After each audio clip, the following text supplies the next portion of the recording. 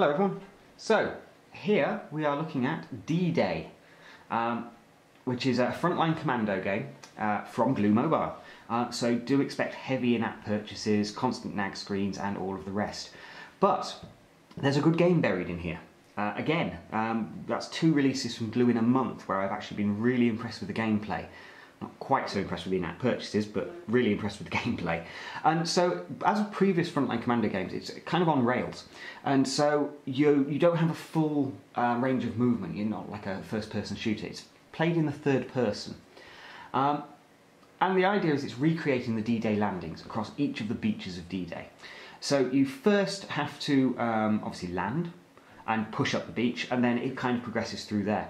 And rather than just having this as like a soldier story where, yeah, you've got to shoot lots of people and you're just a soldier with soldiers' guns, they mix it up a bit, like anti-aircraft guns and tanks and all sorts of really cool stuff. So it kind of feels more like a multi-purpose war simulator of sorts kind of thing. It's kind of difficult to explain. It'll make more sense when you actually see it playing, but the load times are a little bit to get started. Once everything's loaded up, things do move through much quicker, but certainly it's not a title you're going to be able to quickly pick up and play if you sort of stood waiting in a queue or something. So here we are in our environment, and I've got some movement to be able to look around, but not an awful lot. And then what I do, if I tap between points, left or right, I can change my position of cover. Then I can zoom in, iron sights, and start blasting away. And everything in this game is very much on rails, so you're not going to find yourself roaming around or anything like that. Let's grab some cover. You won't find yourself roaming around, and it does feel occasionally a bit limited, especially if you find yourself in a bad position. And some of the camera angles, when you're kind of popped out like this, just aren't quite right in my opinion. A few of the levels actually make it quite difficult to hit the guy you're trying to kill, purely because of where they've positioned themselves and where you can position yourself and your ability to look around. It's not always perfect, but that said, the gameplay is excellent. Really nice graphics, really nice character animation.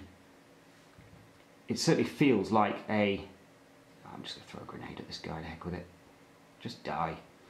And now we move on to the next section. And you can see I'm hands off at this point. It's very much on rails. It'll just move me to the next area. We'll grab some cover. And there's a tank incoming, so we're going to need to switch to the rocket launcher and find where that tank is. There he is. Ba-boom! It's the end of the tank.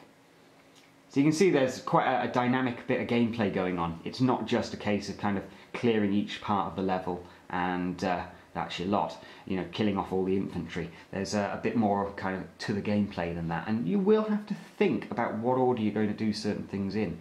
If I'd focused on the infantry, oops, I should have jumped over that. If I'd focused on the infantry first, most likely that tank would have been too damn close to me. So we've got a bit of avoidance to do now. Apparently those are mines. Get ourselves into this position. But all in all, a very, very well made game. The in-app purchases are there, they're ever present, they are reasonably naggy, but so far at least, having gone through a reasonable amount of the first sort of stage of the game, it's not found it limiting. It keeps me topped up with plenty of grenades, for instance, and that was an area where normally I include games. You know, one of the first things is anything with an explosive that makes a big boom, that's going to cost you. But no, it's not too bad here. You know, it keeps you well stocked up with all of the bits and pieces you need. Your weapons have unlimited ammunition. The only thing that you don't have unlimited is grenades and missile launchers, which you can purchase. But certainly from the point of view of grenades, it keeps you well stocked.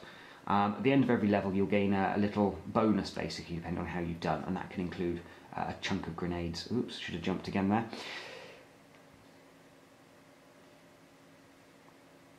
I think we'll just finish these guys off with grenades to make things quick and easy for us. You see the cover there getting blown away. So you can't stay in one place for too long. If you do, then they will flush you out. And we get a nice little animation to show how uber we are. Hooah! But that is D-Day. And certainly as a free-to-play title, it's worth picking up. There's not a massive amount of sort of fleecing you for money just yet in the early stages of the game. Certainly, I would say, pick it up, give it a try. Good fun to be had here. day.